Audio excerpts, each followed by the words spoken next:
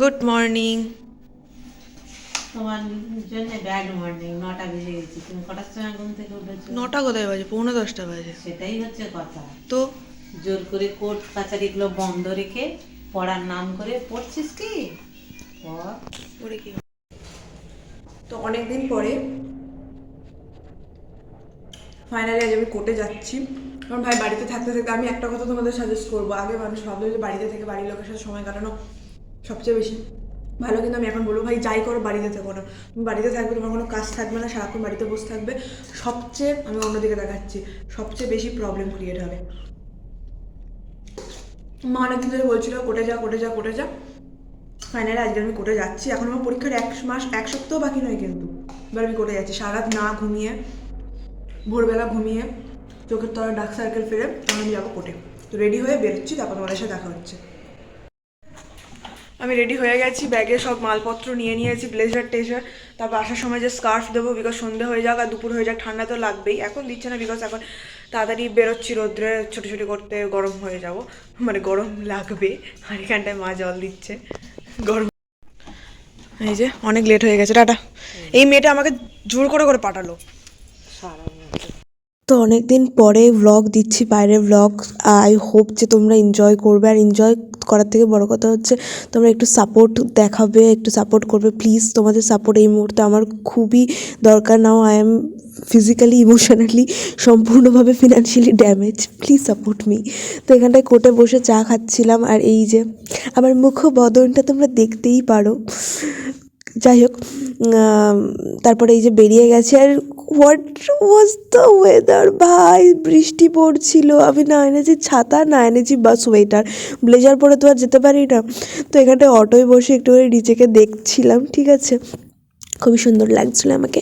আর এই যে আমি অটোয় করে এখন বাড়ির দিকে যাচ্ছি যাচ্ছি যাচ্ছি। এটা কোন রাস্তায় বুঝতেই পারছি না আমি। ও আচ্ছা, এটা আমাদের রাস্তায়। এটা হচ্ছে, ওই দেখো বৃষ্টি পড়ছিল বলে কিরকম অবস্থা হয়ে গেছে আমার। যাই হোক, হাসবে না কিন্তু তোমরা।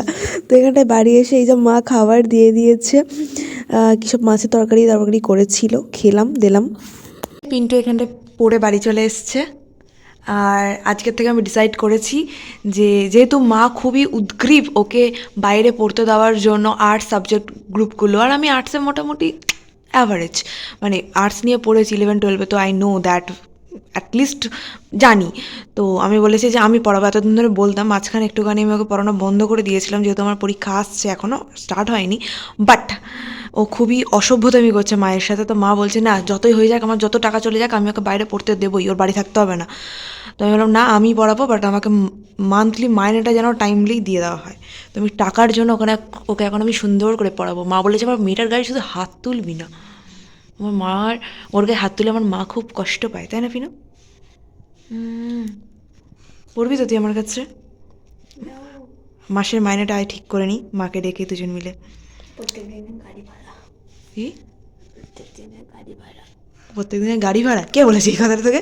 প্রত্যেকদিনের গাড়ি ভাড়া ওটা আমার বাপের টাকা রে। তোকে শুধু পড়াবো সেই জন্য মাস্টার, তোর মা তো বাইরে টাকা দেওয়ার জন্য উঠে পড়ে লেগেছে। ওই টাকাটা আমি নেবো, আমার অনেক টাকা লাগবে।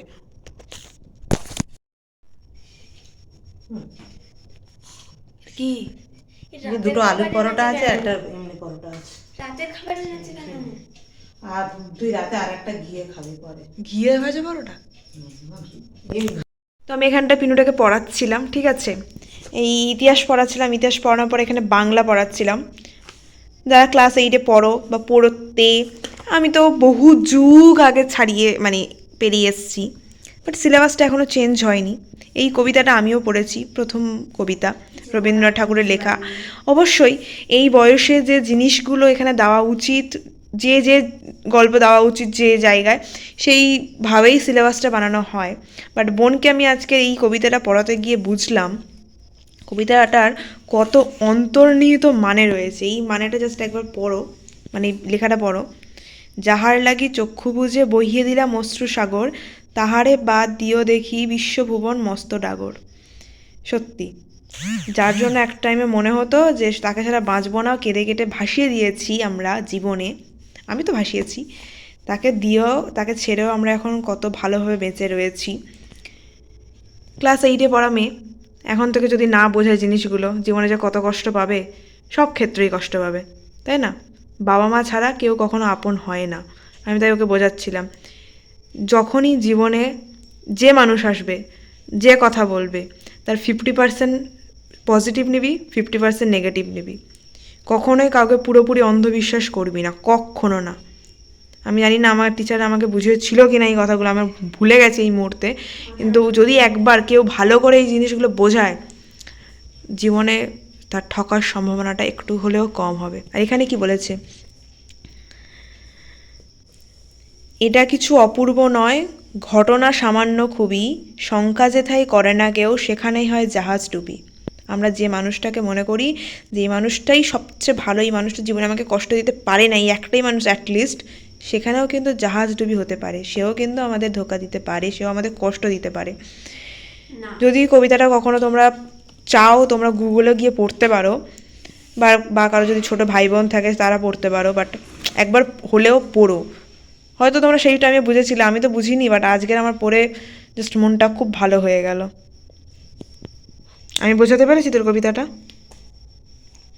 জীবনে কখনো কাউকে বিশ্বাস করবি না, অ্যাটলিস্ট 50% বিশ্বাস করবি না, 50% বিশ্বাস করবি। কেউ কখনো ভালো হতে পারে না কিন্তু, বুঝতে পেরেছিস? তুইও ভালো নোস। এখানটায় কি বলেছে, এখানটায় বলেছে দেখ, তুমি মরো কারোর ঠেলায়, মানে তোকে কেউ ঠেলা মেরে মারছে তার জন্য তুই মরছিস, মানে তোকে কেউ চাপাবাজি করছে তোর সাথে। কেউ বা মরে তোমার চাপে, তুই আবার কাউকে ধোকা দিচ্ছিস। তুইও ভালো নোস, কেউ ধোয়া তুলসী পাতা হয় না। তুইও খারাপ, আমিও খারাপ, অন্যরাও খারাপ। বুঝতে পারলি? তো এখানে পিনুর পড়ানো হয়ে গেছে, এই যে এখন 10টা মতন বাজে, আর ম্যাডাম এখন চলে যাচ্ছেন, বই খাতা গুছাচ্ছে। পিনু, আমার কাছে পড়ে কেমন লাগলো একটু তাকিয়ে বল, পিছন না তাকিয়ে। পড়ে কেমন লাগলো আমার কাছে? টাকার জন্য আমাকে কত না কত কিছু করতে হয়। কেমন লাগলো পিনু? ব্লগটা আমি এখানে শেষ করছি। যদি তোমাদের কিছু ভালো লেগে থাকে তো অবশ্যই ভিডিওটাকে একটা লাইক, একটা কমেন্ট আর একটা শেয়ার করে দিও। দেখা হচ্ছে তোমাদের সাথে পরের ব্লগে। টাকার জন্য অনেক কিছু করতে হয়, দেখতেই পাচ্ছ, তোমরাও করো। টাটা।